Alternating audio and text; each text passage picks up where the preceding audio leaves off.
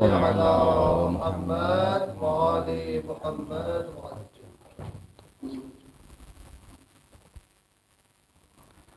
اعوذ باللہ من الشیطان الرجیم. بسم اللہ الرحمن الرحیم. الحمد للہ الذی لا يبلغ مدحته القائلون ولا يحصي نعماءه العادون ولا يؤدي حقه المجتهدون الذي لا يدركه بعد الهمم ولا يناله غوص الفتن الذي ليس لصفته حد محدود ولا نعت موجود ولا وقت معدود ولا أجل ممدود فطر الخلائق بقدرته ونشر الرياح برحمته ووتد بالصخور ميدان أرضه ثم الصلاة والسلام على خير خلق الله البشير النذير السراج المنير سيدنا ومولانا أبي القاسم محمد اللهم صل على محمد وآل محمد. وعلى آله الطيبين الطاهرين المعصومين المظلومين ولعنة الله على أعدائهم أجمعين من يومنا هذا إلى قيام يوم الدين.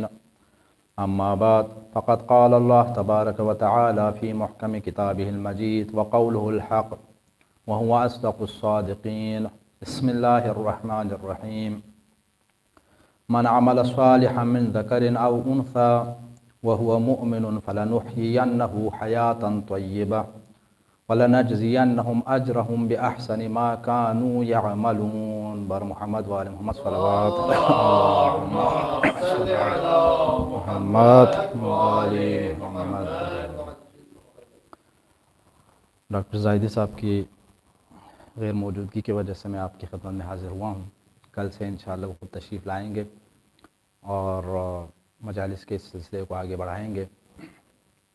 اور جو عنوان ڈاکٹر صاحب نے بتایا تھا اسلام اور حیات طیبہ، اسی کے حوالے سے انشاءاللہ ابتدائی چند نکات آپ کی خدمت میں پیش کروں گا. باقی اس موضوع کو لے کر ڈاکٹر صاحب خود آگے بڑھیں گے. محرم الحرام کا چاند تقریباً نظر آ گیا ہے اور پوری دنیا کے اندر مومنین کرام محبان اہل بیت فرش عزا بچھا رہے ہیں. 1400 سال گزر چکے ہیں لیکن یہ واقعہ لوگ فراموش نہیں کر پا رہے، بلکہ دیکھنے میں یہ آتا ہے ہر سال عزاداری، مجالس اور سوگواری کے جو مراسم ہیں ان میں اضافہ ہوتا چلا جا رہا ہے، ان کے اندر کمی نہیں آ رہی. پہلے اگر 10 جگہ مجالس ہوتی تھیں تو اگلے سالوں کے اندر آپ دیکھیں گے کہ 15-20 جگہ مجالس کا انعقاد ہو رہا ہے. تو 1400 سال گزر چکے ہیں اور یہ سلسلہ آگے بڑھ رہا ہے. حقیقت میں اللہ رب العزت کا وہ فرمان کہ جس کے مطابق آپ نے قرآن کریم کے اندر فرمایا فَاذْكُرُونِي أَذْكُرْكُمْ، تم مجھے یاد کرو میں تمہیں یاد کروں گا. امام نے اس موقع پر اللہ رب العزت کو یاد فرمایا، اللہ تعالیٰ کے دین کی خاطر، اسلام کی خاطر، اس کے نام کو سربلند رکھنے کی خاطر قربانی دی، تو اللہ تعالیٰ نے امام علیہ السلام کی محبت کو مومنین کرام کے دلوں کے اندر ڈال دی. کیونکہ دنیا کے اندر بے شمار واقعات ہوئے ہیں، ایسا نہیں کہ اس قسم کے واقعات کم ہوئے ہوں. واقع کربلا سے پہلے بھی تاریخ انسانی کے اندر بے شمار ایسے ظالم اور ستمگر لوگ گزرے ہیں کہ جنہوں نے عام انسانوں کا قتل عام کیا، لیکن وہ واقعات تاریخ کے اندر فراموش ہو گئے. واقع کربلا کے بعد بھی آپ کو ایسی مثالیں ملیں گی، لیکن اس پوری تاریخ انسانی کے اندر صرف واقع کربلا ہے کہ جس کو دوام ملا، جس کو لوگ فراموش نہیں کر پا رہے. تو اس کی حقیقی جو وجہ ہے وہ وہی ہے کہ امام علیہ السلام نے جس مقصد کی خاطر قربانی پیش فرمائی تھی وہ مقصد عظیم تھا، وہ مقصد اتنا بلند تھا کہ اس مقصد کی بلندی کی وجہ سے اب یہ فراموش ہونے والا واقعہ نہیں رہا. کیوں؟ چونکہ امام کا مقصد کیا تھا؟ دین الہی کا تحفظ تھا. اور دین کتنا عظیم، دین کتنا بلند کہ اس دین کی خاطر اللہ تعالیٰ نے 1,24,000 انبیاء کرام بھیجے. 1,24,000 انبیاء کرام کی قربانیاں اسی دین کی خاطر، اور بے شمار انبیاء کرام ایسے گزرے ہیں کہ جنہوں نے لوگوں کی جانب سے تکالیف سہیں، ان کو مصیبتوں کا سامنا کرنا پڑا، بہت سارے مظالم ان کے اوپر ہوئے۔ حضرت یحییٰ علیہ السلام کی جن کا تذکرہ امام حسین علیہ السلام بھی بار بار فرماتے تھے، حضرت یحییٰ علیہ السلام کو بھی باقاعدہ شہید کیا گیا، ان کے سر مقدس کو بھی ایک ظالم بادشاہ کے دربار میں لایا گیا۔ تو انبیاء کرام کے اوپر باقاعدہ مظالم ہوئے۔ حضرت ابراہیم علیہ السلام کو آگ کے اندر جلانے کی کوشش کی گئی، حضرت موسیٰ علیہ السلام کو قتل کرنے کی کوشش کی گئی۔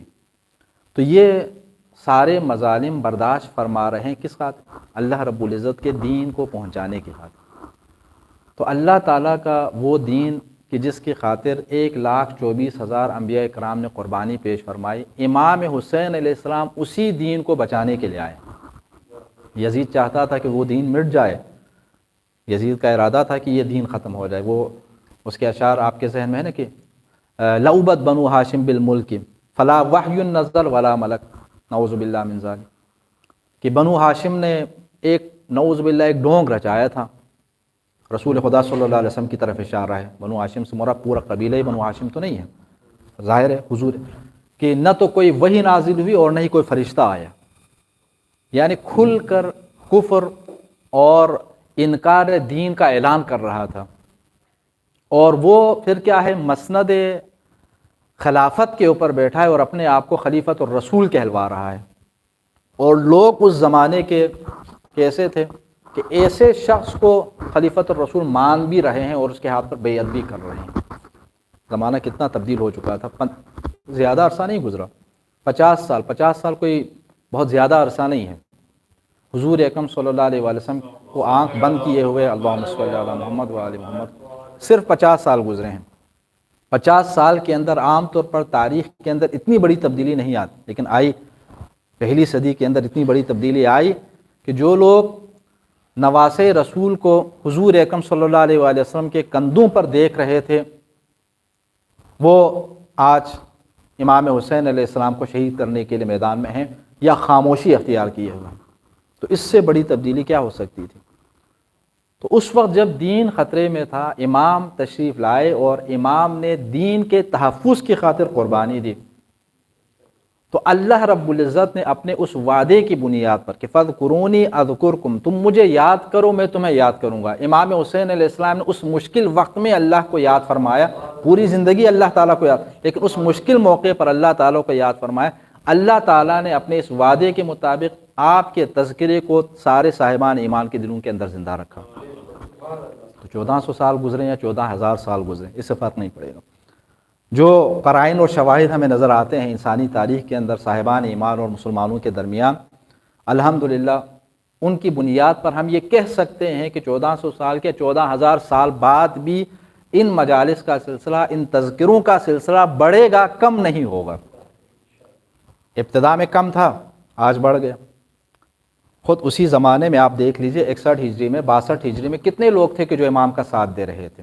تھوڑے لوگ تھے، 72 آدمی ہیں، ٹھیک ہے۔ اس کے بعد بھی قیام کے لیے اگر نکلے، کچھ لوگ ایسے تھے نا کہ جو بعد میں پچھتا گئے اور انہوں نے قیام کیا، توبہ کرنا چاہیے، تو اس میں بھی کتنے افراد ہیں؟ 4,000 افراد۔ لیکن آج پوری دنیا کے اندر کسی مسلکی تفریق کے بغیر سارے کے سارے کلمہ گو اس وقت امام حسین علیہ السلام کے ساتھ عشق اور محبت کا اظہار کرتے ہیں۔ تو اس کا مطلب ہے کہ اس میں اضافہ ہو رہا ہے، کمی نہیں ہو رہی، ٹھیک ہے۔ تو اسلام کیا ہے؟ اس اسلام کو بچانے کے لیے امام علیہ السلام نے یہ عظیم قربانی بہرحال پیش فرمایا۔ میں نے سرنامہ کلام میں سورہ نحل کی آیت کریمہ آپ کے سامنے تلاوت کی ہے۔ سورہ نحل کی آیت نمبر 97 ہے، من عمل صالحا من ذکر او انثی، جو شخص نیک عمل انجام دے، چاہے مرد ہو یا عورت ہو، وہو مؤمن، بشرطے کہ وہ مومن ہو، تو فلنحیینہ حیاتا طیبہ، تو اللہ تعالیٰ ارشاد فرماتا ہے کہ میں ضرور اسے حیات طیبہ عطا کروں گا۔ وَلَنَجْزِيَنَّهُمْ أَجْرَهُمْ بِأَحْسَنِ مَا كَانُوا يَعْمَلُونَ، اور جو وہ بہترین عمل انجام دیتے تھے، مال کا بہترین اجر میں انہیں ضرور عطا کروں گا۔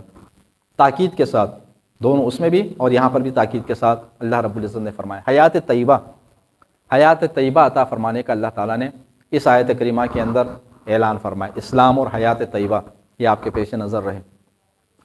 دیکھیں اس آیت کریمہ میں اللہ کریم نے ارشاد فرمایا ہے من عمل صالحا من ذکر او انثی، مرد ہو یا عورت ہو، جو بھی کوئی نیک کام انجام دے، جو بھی، کوئی فرق نہیں پڑتا۔ تو اس سے ایک بات واضح ہو جاتی ہے کہ آج جو بعض لوگوں کی جانب سے شبہات لوگوں کے درمیان ایجاد کیے جاتے ہیں، سوالات اٹھائے جاتے ہیں کہ اسلام کے اندر مرد اور عورت کے اندر تفریق ہے، اس آیت کریمہ سے یہ بات واضح ہو رہی ہے کہ اللہ رب العزت کے نزدیک مرد اور عورت میں کوئی فرق نہیں ہے۔ نیک کام چاہے مرد انجام دے اس کے لیے بھی حیات طیبہ کا اعلان ہے، نیک کام چاہے عورت انجام دے اس کے لیے بھی حیات طیبہ کا اعلان ہے، کسی تفریق کے بغیر۔ اور یہ قرآن کریم کی بے شمار آیات کریمہ کے اندر آپ کو اس طرح ملے گا۔ فالمؤمنون والمؤمنات، ابھی آگے ایک اور آیت کریمہ آپ کی خدمت میں پیش کروں گا، صاحبان ایمان مرد ہوں یا صاحبان ایمان عورتیں ہوں، ان سب کے لیے اللہ تعالیٰ کی طرف سے کیا ہے؟ اجر کا اعلان ہے۔ تو یہاں پر اللہ رب العزت نے حیات طیبہ عطا فرمانے کا اعلان فرمایا، ٹھیک ہے، ہم انہیں حیات طیبہ عطا کریں گے، لیکن ایک شرط رکھی ہے۔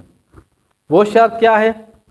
چاہے مرد ہو یا عورت ہو، نیک کام انجام دیں گے انہیں حیات طیبہ عطا کروں گا، لیکن ایک شرط، وہو مؤمن، وہ شرط یہ ہے کہ وہ ایمان کی حالت میں نیک کام انجام دے۔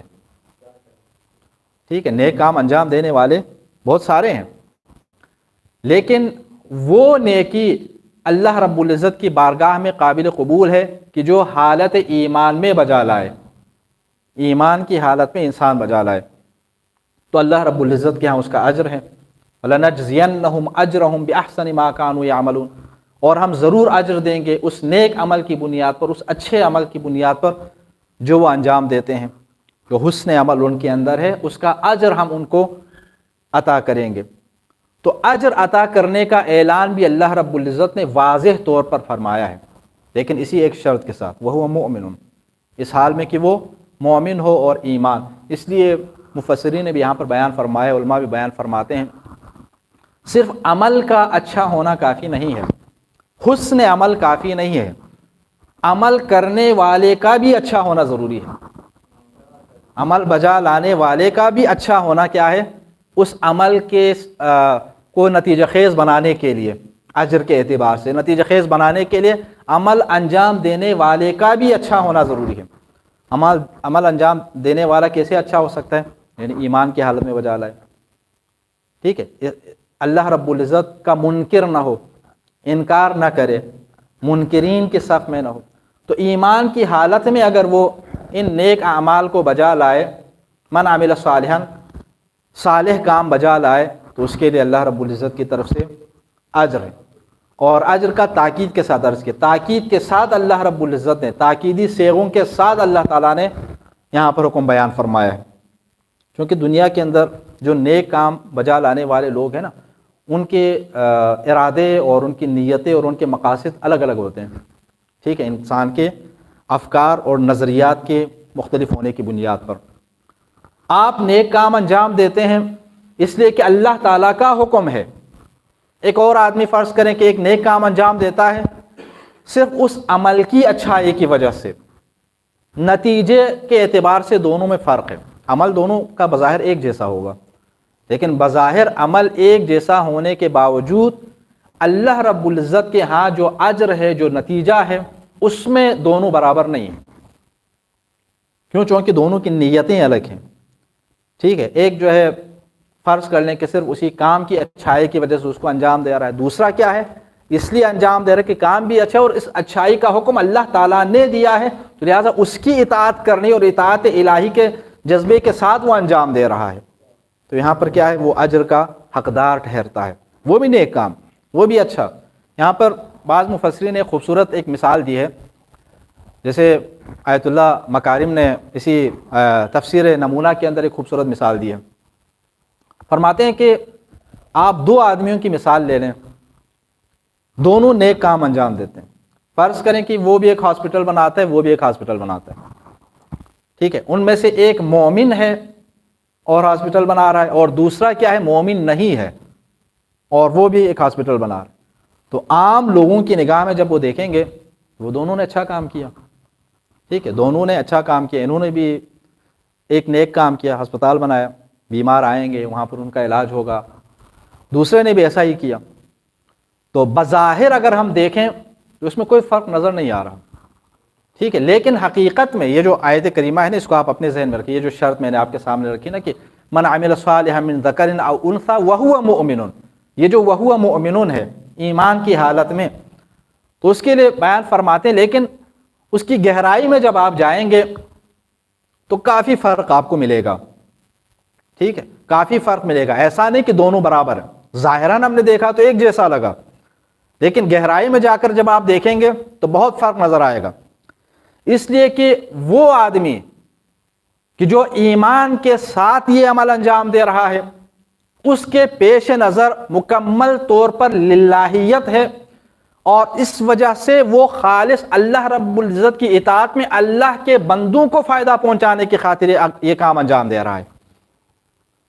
تو وہ ایسی جگہ اس ہاسپٹل کو بنائے گا کہ جہاں زیادہ سے زیادہ لوگ اس کی طرف آ سکیں اور وہاں پر اپنا علاج کرا سکیں.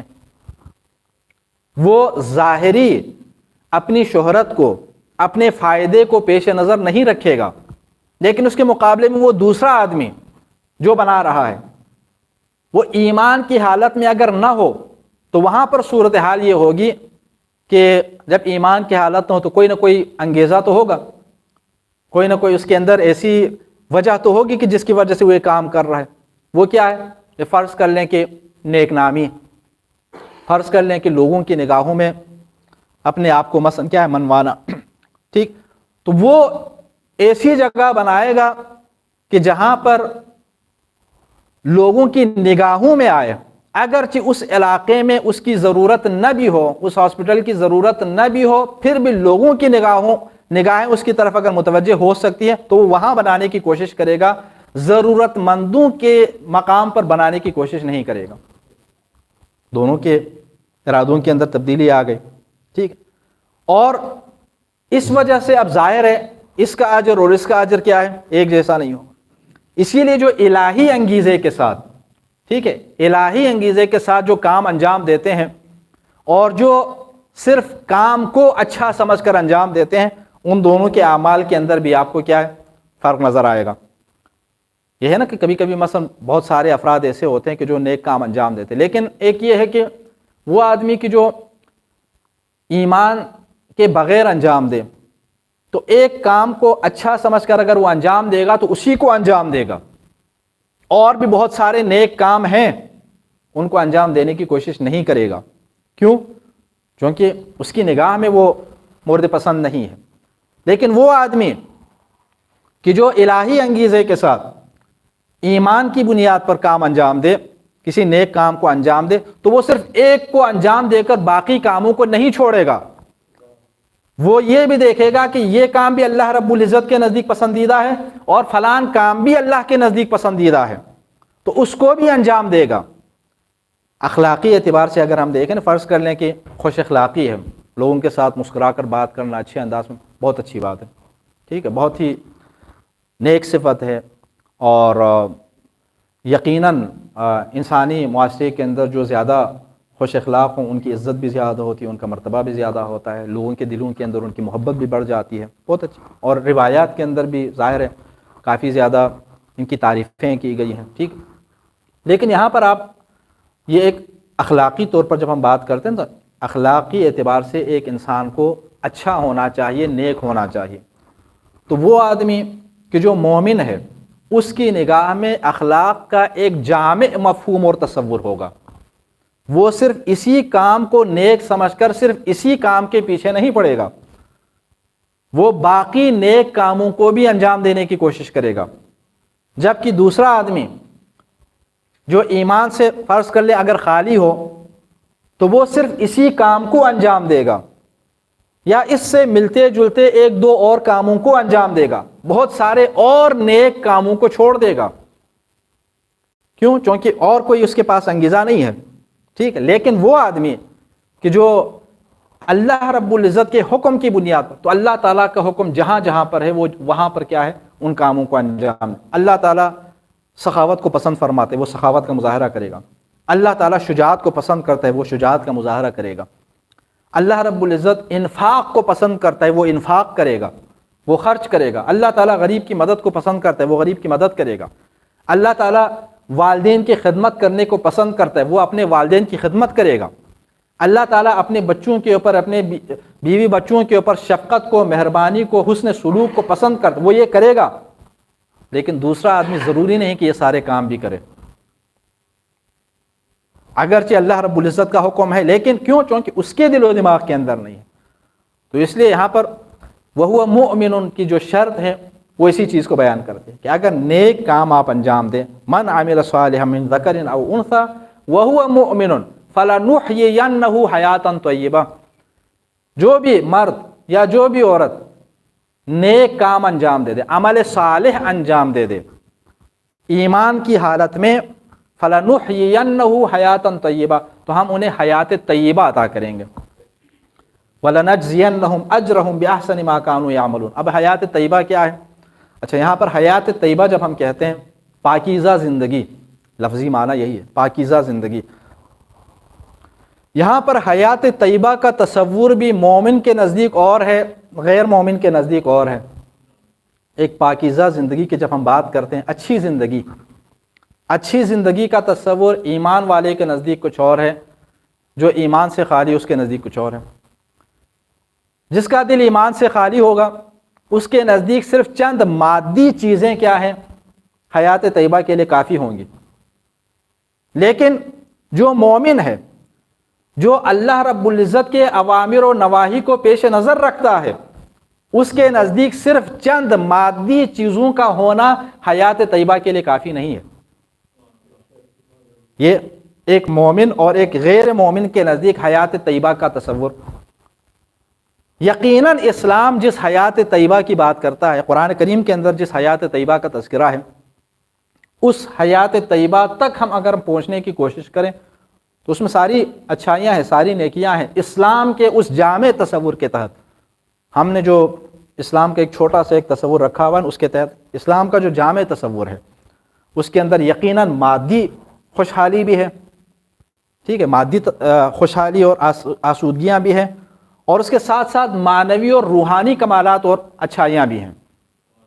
اسلام مادی چیزوں کے حصول سے، مادی نعمتوں کے حصول کو ایک مومن کے لیے حرام قرار نہیں دیتا. دنیا کے اندر جو مادی بہت ساری نعمتیں ہیں، اللہ تعالیٰ نے حقیقت میں مومنین کے لیے تو خلق فرمائی ہیں. ان کا حقیقی جو حقدار ہے وہ حقیقت میں صاحبان ایمان ہی تو ہیں. ایمان کے تقاضوں کو پورا کر لیں، حاصل کر لیں. یہ زہد کے خلاف نہیں ہے. زہد کا ہمارے ذہنوں کے اندر جو تصور ہے نا کہ ساری چیزوں کو چھوڑ دینا، نہیں، ان کی محبت کو اپنے دل میں نہ رکھنا. اللہ رب العزت کے اطاعت کے دائرے میں رہ کر آپ اپنے لیے جو کچھ کمانا چاہیں، جو کچھ حاصل کرنا چاہیں، اس کی وجہ سے آپ کے زہد کو کوئی نقصان نہیں پہنچے گا. نقصان اس وقت پہنچے گا جب آپ اس مال کی محبت میں، جب آپ اس دنیا کی محبت میں یا دنیا کی کسی چیز کی محبت میں اس کی اطاعت کو آپ پیچھے چھوڑ دیں. یہاں پر نقصان پہنچے گا زہد کو. لیکن اطاعت کے دائرے میں رہ کر آپ ترقی کر لیں، آپ لوگوں سے آگے بڑھیں، آپ نعمتوں کو حاصل کرنے کی کوشش کر لیں، ایک بہترین زندگی تک پہنچنے کی کوشش کر لیں، حیات طیبہ کو حاصل کرنے کی کوشش. تو اس لیے یہاں پر حیات طیبہ کا جو اسلامی جو تصور ہے اس کو ہم پیش نظر رکھنا ہوگا. تو اس لیے اسلام جس حیات طیبہ کا تذکرہ کرتا ہے، یہاں وہ اس انسان کے حیات طیبہ کے تصور سے بالکل الگ ہے. صرف ایک مثال سمجھانے کے لیے فرض کر لیں کہ آج کل بعض ممالک ایسے ہیں یورپ کے اندر کہ ظاہری طور پر بہت خوبصورتی ہے، بہت ہی ترقی ہے، بہت ہی آسانیاں ہیں، بہت ہی آسودگیاں ہیں. ٹھیک ہے، اور ہو سکتا ہے کہ کوئی انسان مثلا یعنی جو کبھی کبھی ہم کہتے ہیں نا ایک فلاحی مملکت کا تصور وہ بظاہر نظر آ جاتا ہے، لیکن جہاں پر یہ ساری اچھائیاں ہیں وہاں پر بہت ساری فرض کر لیں کہ ایسی برائیاں بھی ہیں یا ایسی چیزیں بھی ہیں کہ جن کی وجہ سے انسان کا دین یا انسان کا ایمان یا انسان کا اخلاق یا انسان کی اولاد کے ایمان کو خطرہ پہنچ سکتا ہے. لیکن عام طور پر اس دنیا کے اندر ہم یعنی جو لوگ اس طرح کا تصور رکھتے ہیں وہ ان چیزوں کو اہمیت نہیں دیتے. وہ کہتے ہیں کہ یہی اچھائیاں ہیں کافی ہیں. لیکن ایک مومن کے نزدیک ایسا نہیں ہے. وہ ان اچھائیوں کے ساتھ ساتھ معنوی اور روحانی اور اخلاقی طور پر بھی اچھائیوں کا متقاضی ہے. آخری زمانے کے حوالے سے روایات کے اندر جو ہے آپ اس کو اپنے ذہن میں لائیے کہ امام علیہ السلام کا انشاءاللہ جب ظہور ہوگا تو ایک بہترین ایک زندگی سامنے آ جائے گی. ٹھیک ہے, اس زندگی کے اندر کیا ہے, روایات کی روشنی میں نعمتیں بھی ہیں, معنویت بھی ہے, روحانیت بھی ہے, اخلاقی طور پر کمال بھی ہے. یعنی یہ ساری چیزیں ہیں اور ان کے ساتھ ساتھ وہ مادی نعمتیں بھی موجود ہیں. تو اس کا مطلب ہے کہ حیات طیبہ جو اسلامی کا جس کا اسلامی جو تصور ہے اس کے اندر ایک ایسی جامعیت پائی جاتی ہے کہ جس کی بنیاد پر ایک ایسا اسلامی معاشرہ, ایک ایسا انسانی معاشرہ وجود میں آ سکتا ہے کہ جہاں پر کسی کے ساتھ ناانصافی نہ ہو, جہاں پر کسی کے ساتھ ظلم نہ ہو, جہاں پر کسی کا حق مارا نہ جائے, جہاں پر آپ کو اپنے حق کے حصول کے لیے کسی سفارش کی ضرورت نہ پڑے. آپ حقدار ہیں تو آپ کو حق ملے, کسی اور کا سہارا لینا نہ پڑے. ٹھیک ہے, جہاں پر کوئی ایسا محتاج نہ ہو کہ اپنی احتیاج کی وجہ سے اسے کسی کے سامنے ہاتھ پھیلانا پڑے. اللہ تعالیٰ نے ان کے احتیاجات کو برطرف کرنے کے لیے نظام زکوٰۃ اور نظام خمس اور انفاق کا, صدقات کا نظام رکھا ہوا ہے. وہ اس حد تک ابھر کے سامنے آئے گا کہ انہیں ہاتھ پھیلانے کی ضرورت نہیں پڑے گی. ٹھیک ہے, ان کی ضرورتیں پوری ہو جائیں گی. ایک انسان اسلام ایک ایسے حیات کا تصور لے کے سامنے آتا ہے. اور اس کے ساتھ ساتھ اس سے بھی بڑھ کر جب ہم اسلامی نقطۂ نظر سے حیات کی بات کرتے ہیں, حیات طیبہ کی بات کرتے ہیں, تو اس میں صرف یہ حیات نہیں ہے, اس میں اس دنیا سے جانے کے بعد کی زندگی کے اندر بھی حیات طیبہ ہے.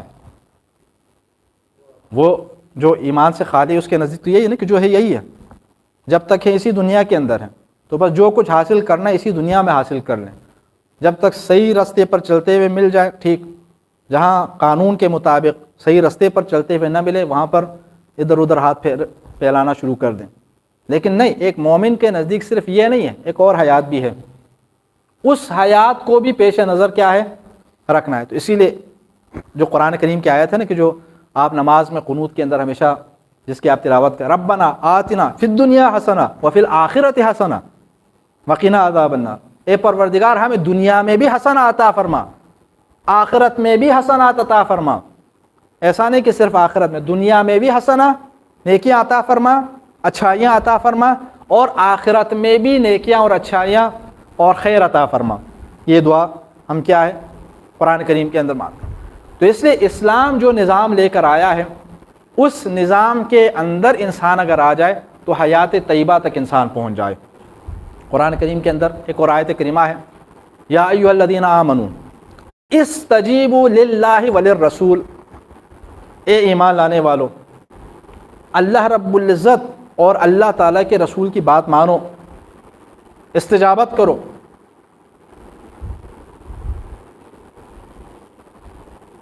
ایک صلوات پڑھ لیجئے محمد آل محمد کے اوپر.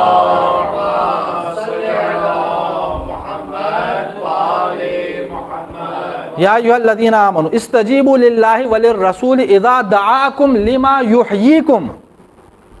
اللہ تعالیٰ ارشاد فرماتا ہے کہ اے ایمان والو, صاحبان ایمان سے خطاب فرمایا, اللہ اور اللہ کے رسول کی بات کے اوپر لبیک کہو, ان کا جواب دے دو. اذا دعاکم لما یحییکم, جب وہ تمہیں دعوت دے دیں اس چیز کی طرف جو تمہیں زندگی عطا کرے, لما یحییکم حیات عطا کرے. ٹھیک ہے, یعنی اللہ اور اللہ کے رسول کی دعوت کے اوپر لبیک اگر ہم کہیں گے حقیقی حیات ملے گی. تو اس کا مفہوم یہ نکلتا ہے کہ اگر ان کے اوپر لبیک نہ کہیں تو حیات حقیقی سے ہم دور ہو جائیں گے۔ اللہ تعالیٰ جس کی طرف بلا رہا ہے، دین توحید کی طرف، اللہ رب العزت کی وحدانیت کو تسلیم کر لیں۔ حیات حقیقی، حیات طیبہ توحید الہی کے سائے میں ہے۔ رسول اکرم صلی اللہ علیہ وسلم کی رسالت کے سائے میں آ جائیں۔ اللہم صلی علی محمد وعلی محمد۔ حیات طیبہ، حیات حقیقی آپ کی رسالت کے سائے میں ہے، نبوت کے اوپر ایمان میں ہے، اور جو کچھ وہ لے کر آئے ہیں، نظام امامت سے لے کر باقی عقائد اور باقی تعلیمات، چاہے ان کا تعلق احکام سے ہو، ٹھیک ہے، ان کا تعلق اخلاقیات سے ہو یا عقائد سے ہو، جو کچھ وہ لے کر آئے ہیں ان کی طرف آ جاؤ، ان کے اوپر لبیک کہو تاکہ تمہیں حیات ملے۔ جس کا مطلب ہے کہ جو اس سے دور ہیں وہ حیات سے خالی ہے۔ حقیقی حیات انسان کو، حیات طیبہ اسی وقت حاصل ہو سکتی ہے کہ جب دین کے دائرے میں آ، وہ سورہ حج کے اندر ہے نا کہ وَمَن يُشْرِكْ بِاللَّهِ فَكَأَنَّمَا خَرَّ مِنَ السَّمَاءِ، جو اللہ تعالیٰ کے ساتھ شرک کرے، جو اللہ تعالیٰ کے ساتھ کسی کو شریک قرار دے، فَكَأَنَّمَا خَرَّ مِنَ السَّمَاءِ، او یہاں پر ارشاد فرمایا کہ جو اللہ تعالیٰ کے ساتھ شرک کرے وہ گویا کہ ایسے ہی جیسے آسمان سے نیچے گر گیا۔ فَتَخْطَفُهُ الطَّيْرُ أَوْ تَهْوِي بِهِ الرِّيحُ فِي مَكَانٍ سَحِيقٍ، جو اللہ تعالیٰ کے ساتھ شرک کرے وہ گویا کہ ایسے ہی کہ جیسے آسمان سے نیچے گر جائے، خر من السماء، آسمان سے گر جائے، فَتَخْطَفُهُ الطَّيْرُ، پھر کیا ہو، جب آسمان سے نیچے گر جائے وہ انسان تو اسی فضا کے اندر ہی پرندے آ کر اس کو اچک کر کھا لیں، اس کا وجود ہی ختم ہو جائے، اس کا کوئی وجود باقی ہی نہ، آسمان سے گرا اور زمین پر پہنچنے بھی نہ دیا، پرندوں نے آ کے درمیان میں وہ کیا ہے، کھا لیا۔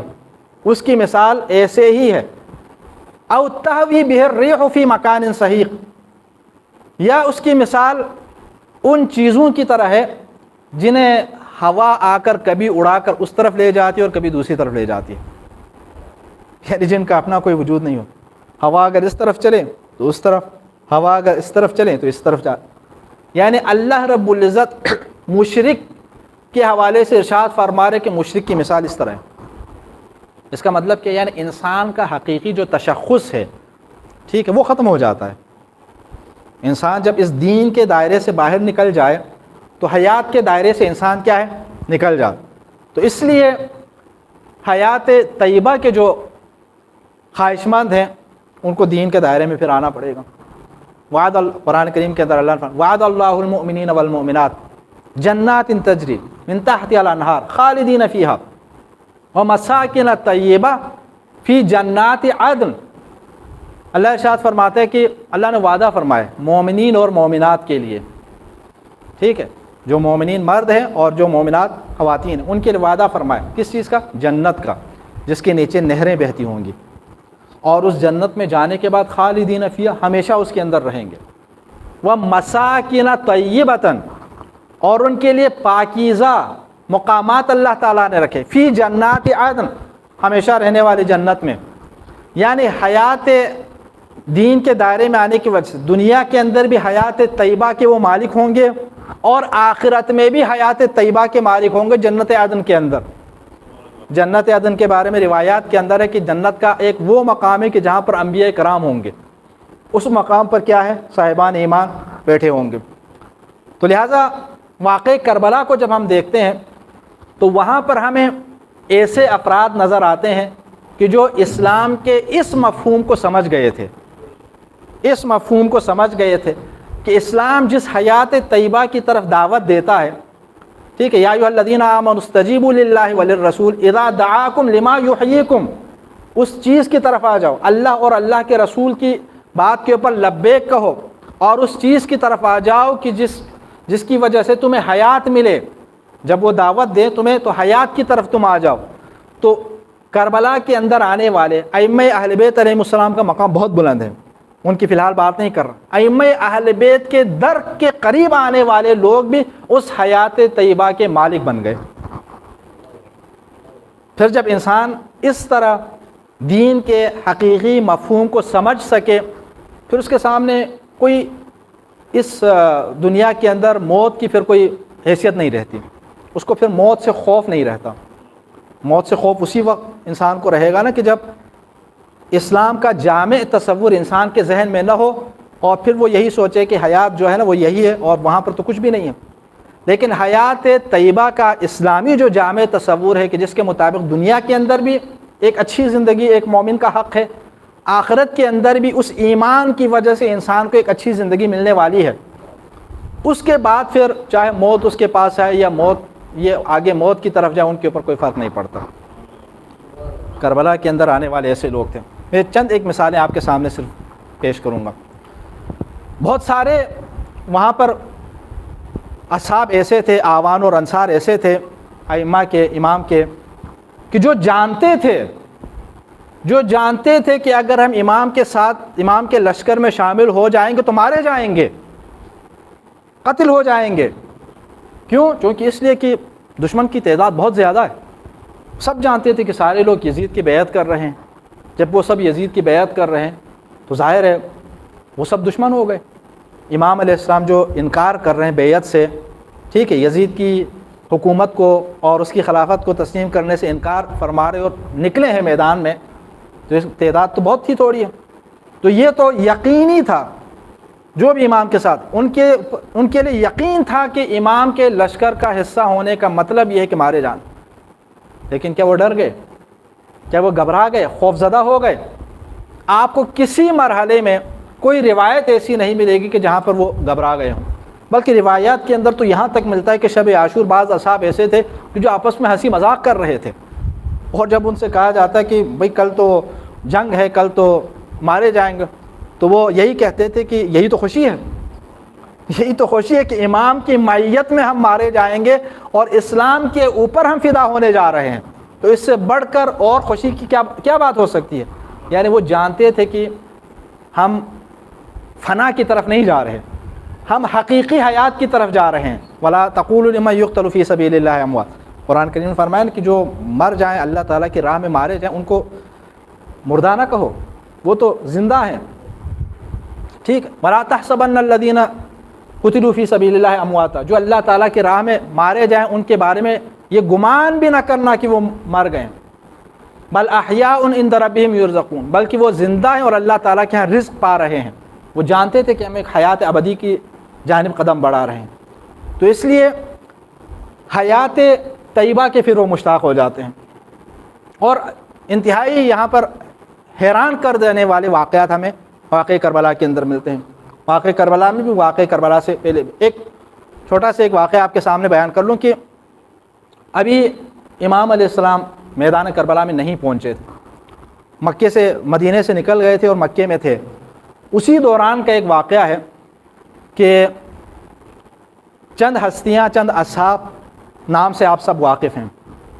حضرت میثم تمار امیر المومنین علیہ السلام کے خاص کیا ہیں اصحاب میں سے ہیں, عاشق امیر المومنین ہیں, اور امام حسن مجتبی علیہ السلام اور امام حسین علیہ السلام کے بھی.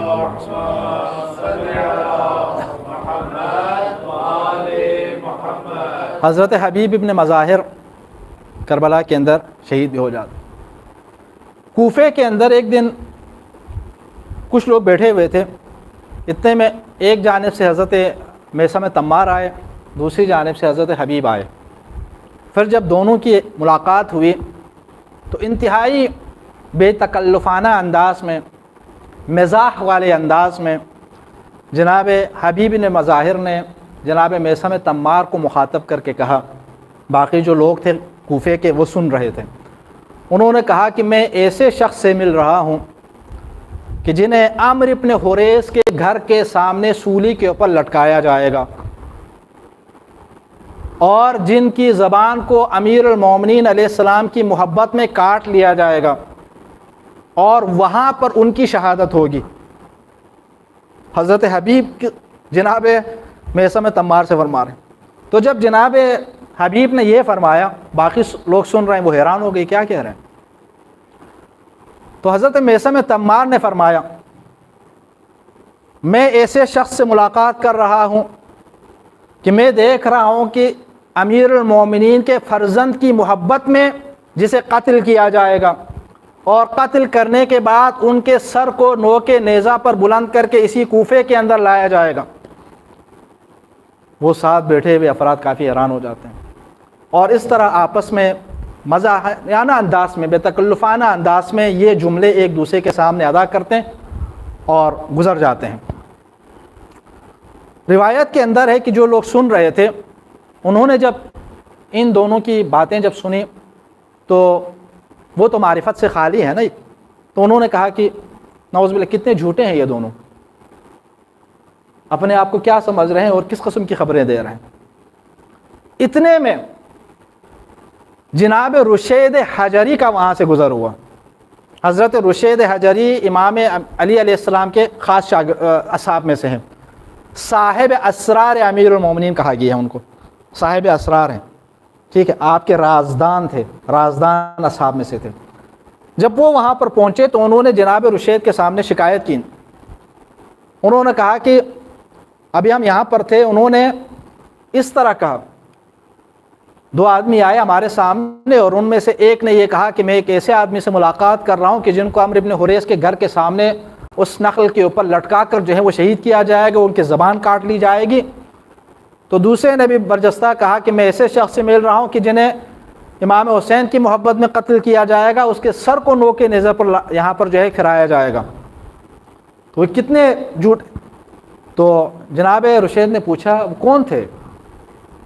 تو انہوں نے کہا کہ ایک میثم تمار تھے اور دوسرے جو ہے وہ حبیب بن مظاہر تھے۔ تو جناب رشید حجری نے وہاں پر ایک اور جملہ کہا، اچھا میثم تمار نے اور کچھ نہیں کہا؟ انہوں نے کہا کہ نہیں، وہ یہی کہہ کر آگے گزر گئے۔ تو جناب رشید حجری نے آگے ارشاد فرمایا، شاید میثم تمار یہ بتانا بھول گئے کہ جو آدمی حبیب بن مظاہر کے سر کو نوک نیزہ پر بلند کر کے کوفے کے بازاروں میں پھرا کر یہاں پر لے کے آئے گا، وہ صرف 100 درہم کے عوض یہ کام انجام دے گا۔ یہ کہا اور یہ کہہ کر وہاں سے گزر گیا۔ یہ اور حیران ہو گئے، اور پھر روایت کے مطابق انہوں نے کہا کہ نعوذ باللہ یہ تو ان دونوں سے بھی زیادہ جھوٹے ہیں، ہم تو ان کی شکایت کر رہے تھے ان کے پاس، اس نے تو ان سے بھی بڑی بات کر دی۔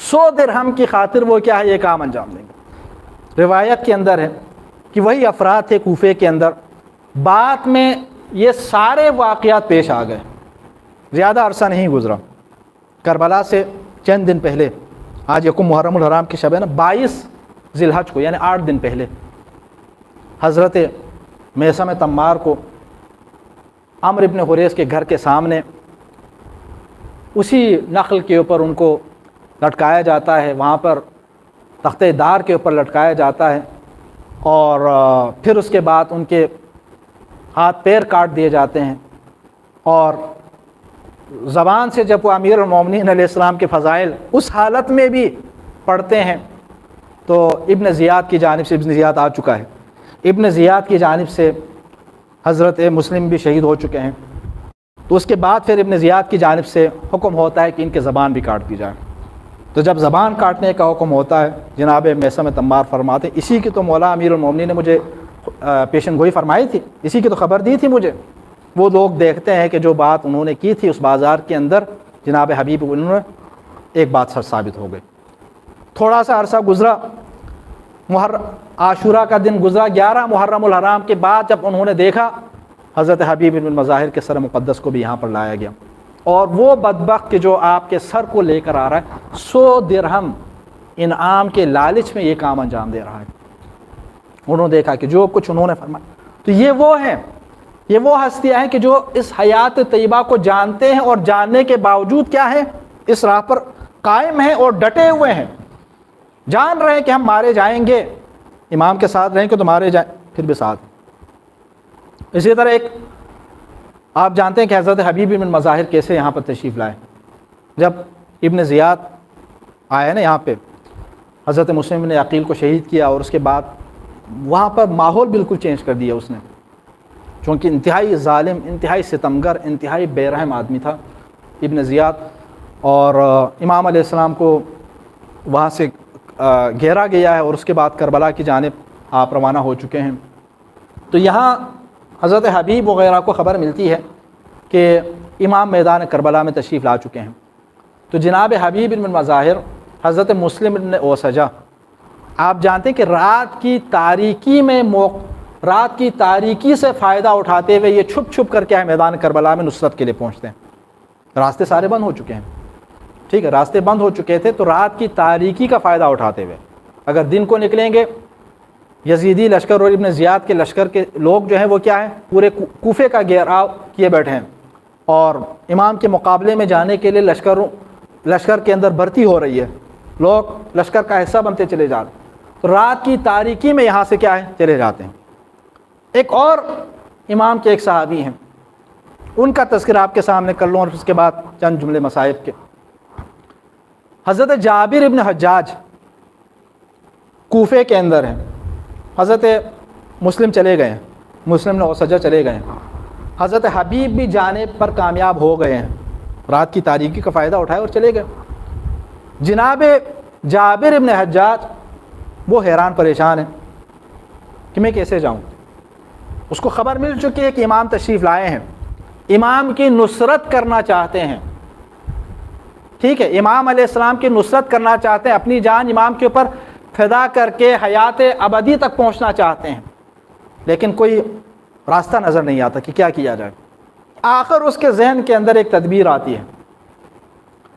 ابن زیاد کی جانب سے اعلان تھا کہ جو لڑنے کے قابل ہیں وہ آئے، لشکر یزیدی کا حصہ بنے تاکہ نواسۂ رسول کا مقابلہ کریں. نعوذ باللہ، نواسۂ رسول کوئی بہت بڑا لشکر لے کر نہیں آئے تھے، لیکن بہرحال یزیدی تھے، ستمگر تھے، وہ اپنا رعب بھی جمانا چاہتے تھے باقی لوگوں کے اوپر بھی، اور اسی طرح ایک بہت بڑا لشکر ترتیب دے کر امام کے مقابلے میں. تو یہاں جناب جابر کے ذہن میں یہ تدبیر آئی، اللہ تعالیٰ نے ان کے ذہن کے اندر اس آخری وقت میں یہ تدبیر ڈال دی کہ وہ جا کر یزید ابن زیاد کے لشکر کا حصہ بن جائے. آیا ابن زیاد کے لشکر کا حصہ بنا اور اس لشکر کے ساتھ میدان کربلا میں پہنچا، اور جیسے ہی میدان کربلا میں پہنچا لشکر یزیدی سے وہ نکل آئے اور امام حسین علیہ السلام کے قدموں میں آ کر گر گئے اور فرمایا مولا میں نے دیکھا کہ کوئی راستہ نہیں تھا، میں آپ کی نصرت کرنا، مجھے خبر ملی کہ آپ یہاں تشریف لا چکے ہیں، آپ میدان کربلا میں پہنچ چکے، میں آپ کی نصرت کے لیے آیا، لیکن جب کوئی راستہ مجھے نہیں ملا تو میں لشکر یزیدی کا حصہ بن کے، اس لشکر کا حصہ بن کے یہاں تک آیا، چونکہ ابن زیاد کی طرف سے پابندی امام کی نصرت کے لیے جانے والوں پر تھی نا، یزیدی لشکر کا حصہ بن کر جانے والوں کے اوپر کوئی پابندی نہیں تھی. تو اس لشکر کا حصہ بن کے میدان کربلا میں پہنچتے ہیں اور امام حسین علیہ السلام کی معیت میں یزیدی لشکر کا مقابلہ کرتے ہوئے 10 محرم الحرام کو جام شہادت نوش فرماتے ہیں. تو یہ وہ لوگ ہیں کہ جو حیات طیبہ کو پہچان چکے ہیں، جو جان چکے ہیں کہ امام کے ساتھ اگر رہیں گے تو زندگی ملے گی، امام کے مقابلے میں اگر رہیں گے مارے جائیں گے، آج بچ جائیں کل مارے جائیں گے. کتنے سال زندہ رہے، ان میں سے بہت سارے لوگ تو وہ تھے کہ جو زندہ رہنے کی خاطر اس لشکر کا حصہ بن گئے تھے، سینکڑوں کی تعداد میں اسی دن واسر جہنم ہو گئے. یہاں پر تو صرف 72، لیکن اس طرف سینکڑوں کی تعداد میں لشکر یزیدی کے افراد کیا ہے اس دن مارے گئے، یعنی ان کی زندگی اسی دن ختم ہو گئی، جو جان بچانے کی خاطر اکثریت کا حصہ بن گئے تھے کہ اگر ہم بڑی فوج کا حصہ رہیں گے تو کم از کم جان تو بچ جائے گی، نہیں بچی، خسرت دنیا والآخرہ. اس کے بعد جو باقی بچے، حضرت مختار ثقفی نے جب قیام کیا اس کے بعد چن چن کے ان کو مارا. ہو سکتا ہے کچھ لوگ اس کے بعد بھی بچ گئے ہوں گے، چھپ گئے ہوں گے کہیں نہ کہیں. کب تک زندہ رہے؟ 10 15 20 سال، اس کے بعد گئے نا، یعنی اس کے بعد تباہ ہو گئی. جو حیات اللہ رب العزت نے اگلی زندگی کے اندر رکھی ہے، جس کا دار و مدار یہاں کی زندگی کے اوپر، وہ تو برباد ہو گئی، لیکن جو یہاں پر آئے تھے وہ ہمیشہ کے لیے آباد ہو گئے. آج 1400 سال گزرنے کے بعد بھی ہم ان کا تذکرہ کر رہے ہیں، ٹھیک ہے، ان کے اوپر درود و سلام بھیج رہے ہیں، اس کا بھی تذکرہ ہو رہا ہے، لیکن ان کے اوپر لعن تان، ان کے اوپر لعنت، ان کو ظالمین میں سے شمار کر رہے ہیں. اللہ رب العزت کا اعلان ہے کہ ظالمین کے اوپر اللہ تعالیٰ کی لعنت ہے. تو بس عزیزان گرامی، حضرت امام حسین علیہ السلام کیا ہے میدان کربلا میں تشریف لائیں. 28 رجب المرجب کو امام علیہ السلام مدینہ منورہ سے نکلتے ہیں۔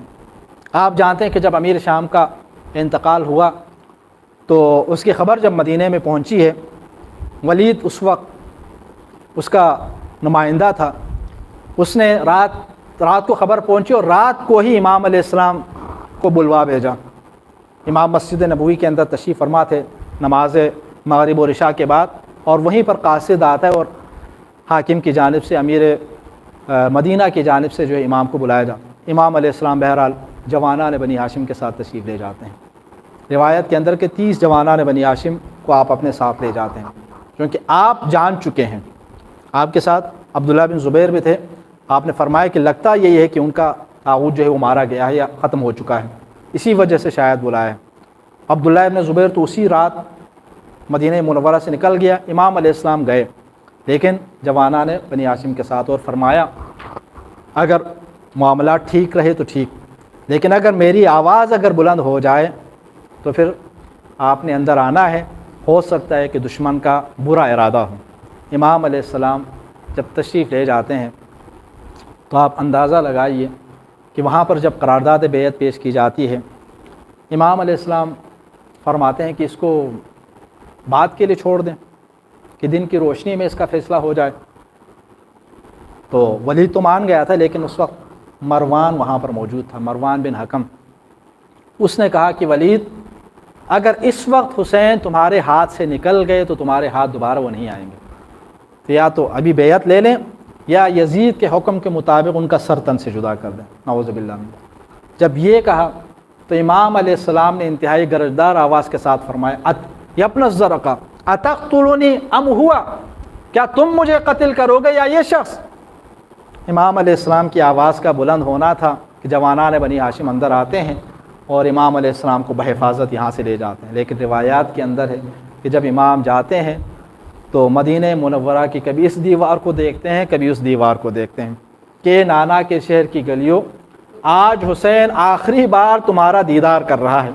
روایات کے اندر ہے کہ جب امام حسین علیہ السلام یہاں سے تشریف لے گئے ہیں تو وہاں پر دولت سرا میں حضرت بی بی زینب کبریٰ سلام اللہ علیہا منتظر تھیں، آپ کی بہنیں اور باقی مخدرات عصمت و طہارت وہاں پر منتظر تھیں کہ کیا معاملہ بنتا ہے۔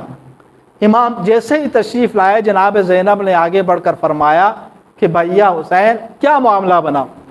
کہ امام نے فرمایا کہ بہنا زینب لگتا یہ ہے کہ ہمیں نانا کا شہر چھوڑنا پڑے گا۔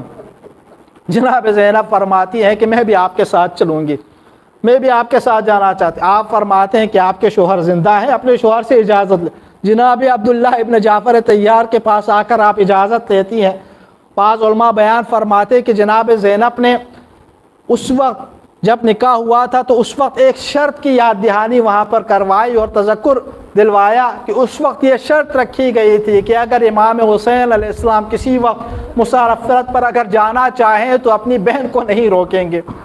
جناب عبداللہ ابن جعفر طیار اجازت دیتے ہیں، نہ صرف اجازت دیتے ہیں بلکہ یہ بھی اجازت دیتے ہیں کہ اپنے 2 فرزندوں کو اپنے ساتھ لے کر جائیں، جناب اون و محمد کو۔ روایات کے اندر ہمیں ملتا ہے کہ حضرت امام حسین علیہ السلام مدینہ منورہ سے جانے سے پہلے اپنے نانا کے قبر کی زیارت کے لیے تشریف لاتے ہیں۔ مسجد نبوی کے اندر آپ تشریف لائے، اپنے نانا کے قبر کی زیارت فرماتے ہیں۔ روایات میں ہے کہ آپ اپنے نانا کی قبر مقدس کے اوپر بیٹھے ہوئے ہیں کہ تھوڑی دیر کے لیے آپ کو نیند آ جاتی ہے۔ آپ کو جیسے ہی اونگ آتی، آپ خواب میں رسول خدا صلی اللہ علیہ وآلہ وسلم کو دیکھتے ہیں۔ جناب شیخ عباس قومی جو صاحب مفاتیح الجنان بھی ہے، ان کی ایک کتاب ہے نفس المحموم، انہوں نے بیان فرمایا ہے کہ حضرت رسول خدا صلی اللہ علیہ وآلہ وسلم کو دیکھا کہ فرشتوں کے ساتھ تشریف فرما ہے، جیسے امام حسین علیہ السلام کو دیکھتے ہیں اپنے سینے سے لگاتے ہیں، اور سینے سے لگانے کے بعد رسول خدا ارشاد فرماتے ہیں کہ اے میرے لال، تم میدان کربلا کے اندر پیاسا بھوکا تمہیں ذبح کیا جائے گا، شہید کیا جائے گا۔ حضرت امام حسین علیہ السلام اپنے نانا کی خدمت میں ارشاد فرماتے ہیں کہ نانا جان مجھے جلد اپنے پاس بلا لیجئے، مجھے اپنے پاس رکھیے۔ روایت میں ہے کہ رسول خدا نے فرمائے نہیں اے میرے لال، ابھی تمہیں جانا ہوگا، ابھی تمہارا مشن مکمل نہیں ہوا۔ اللہ یہ چاہتا ہے کہ تم میدان کربلا میں جاؤ، اللہ یہ چاہتا ہے تم ایک شہید تو اس کے بعد حضرت امام حسین علیہ السلام تشریف لائے۔ عزادارو جب جانے کا موقع آیا تو اس کے بعد ایک بوڑھی خاتون عصا کا سہارا لیتے ہوئے چلتی آ رہی ہیں۔ جناب امام حسین علیہ السلام نے دیکھا اور فرمایا یا اماں یا ام سلمہ آپ کیوں تشریف لائے؟ جناب ام سلمہ نے فرمایا کہ میرے لال آپ کہاں جانے کا ارادہ رکھتے ہیں؟ حضرت ام سلمہ فرماتی ہیں کہ میرے لال جہاں جانا چاہتے ہیں جائے، لیکن عراق کی طرف نہ جائے، اس لیے کہ میں نے آپ کے نانا سے سنا ہے کہ میرا یہ لال عراق کی سرزمین کے اندر شہید کیا جائے گا۔ امام علیہ السلام ارشاد فرماتے ہیں کہ اے اماں آپ کیا یہ سمجھتی ہیں کہ مجھے اس کا علم نہیں ہے؟ رسول خدا صلی اللہ علیہ وآلہ وسلم نے مجھے بھی بتایا ہے، مجھے بھی اس کی خبر دی ہے، لیکن مجھے جانا پڑے گا۔ بلکہ آپ نے یہ فرمایا روایت کے مطابق، نفس المحموم کی روایت کے مطابق آپ نے یہ فرمایا کہ اماں جان اگر آپ دیکھنا چاہیں میدان کربلا کو، میں آپ کو ابھی میدان کربلا کی زیارت کرا دوں۔ بعض روایات کے مطابق آپ نے زیارت کرائی اور دکھایا یہاں پر جناب علی اکبر گریں گے، یہاں پر جناب قاسم گریں گے، یہاں پر جناب ابو الفضل عباس کے بازو قلم ہوں گے، اور وہ وہاں پر جو ایک گودال ہے وہاں پر میں ذبح کیا جاؤں گا۔ لیکن عزادارو اس کے بعد جب امام علیہ السلام چلنے لگے، روایات کے اندر ہے کہ اپنی بہنوں کو آپ ساتھ لے کر جا رہے ہیں، مخدرات عصمت و طہارت بھی ساتھ ہیں۔ حضرت ام کلثوم، حضرت زینب کبریٰ جب اپنی سواریوں کے اوپر سوار ہونے والے ہیں، روایات میں ہے کہ حضرت علی اکبر آگے بڑھتے ہیں، حضرت ابو الفضل عباس آگے بڑھتے ہیں، جناب قاسم آگے بڑھ کے مدد فرماتے ہیں، اور جناب زینب و ام کلثوم اپنی اپنی سواریوں کے اوپر سوار ہو جاتی ہیں۔ لیکن ہائے افسوس 11 محرم الحرام کو میدان کربلا سے جب جناب زینب کبریٰ کوفے کی جانب جب جانے لگتی ہیں، دائیں بائیں جانب نگاہ فرماتی ہیں، لیکن نہ اونو محمد ہے، نہ جناب قاسم ہے، نہ جناب علی اکبر ہے، نہ جناب ابو الفضل عباس، اور نہ جناب امام حسین علیہ السلام۔ الا لعنت اللہ علی القوم الظالمین وسیعلم الذین ظلموا ای منقلب ینقلبون۔ پروردگار بحق محمد و آل محمد ہماری اس قلیل سی عبادت کو اپنے درگاہ میں منظور و مقبول فرما۔ پروردگار بحق محمد و آل محمد ہمیں زیادہ سے زیادہ نیک اعمال بجا لانے کی توفیق عنایت فرما۔ پروردگار اس دنیا سے جتنے مومنین مومنات گزر چکے ہوں سب کی مغفرت فرما۔ پروردگار اگر جس میں کوئی مریضہ ہوں سب کے شفاء کلی عطا فرما۔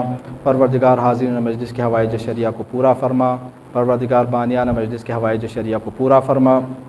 پروردگار دنیا میں جتنے مومنین عزاداری امام حسین علیہ السلام برپا کر رہے ہیں سب کی جان مال عزت و آبرو کی حفاظت فرما۔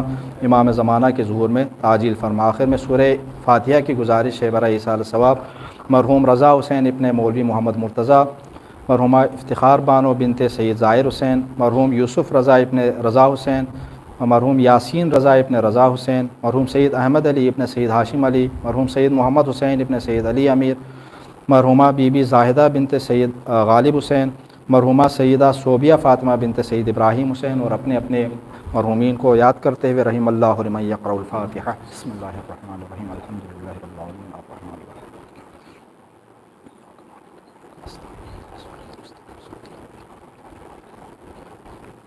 بسم اللہ الرحمن الرحیم، قل هو اللہ احد اللہ الصمد لم یلد ولم یولد۔ بسم اللہ الرحمن الرحیم، قل هو اللہ احد اللہ الصمد لم یلد۔ بسم اللہ الرحمن الرحیم، قل هو اللہ احد اللہ الصمد۔ اللهم صل على محمد وعلى محمد وعجل فرجه۔